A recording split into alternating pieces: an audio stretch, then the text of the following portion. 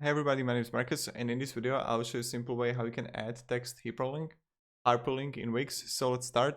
The first thing you want to do is simply click here on add and text, and like, I don't know, add a heading one, right? When I'm going to do it, I'll just click like this here, I will mark it and click here link. Now here you can simply add a web address and you choose like new.com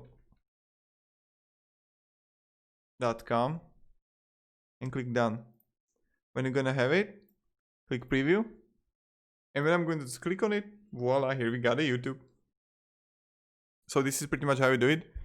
And oh my god, no, what the... This is how you do it, and this is how you can add text hyperlink in Wix. Have a great day everybody, and goodbye.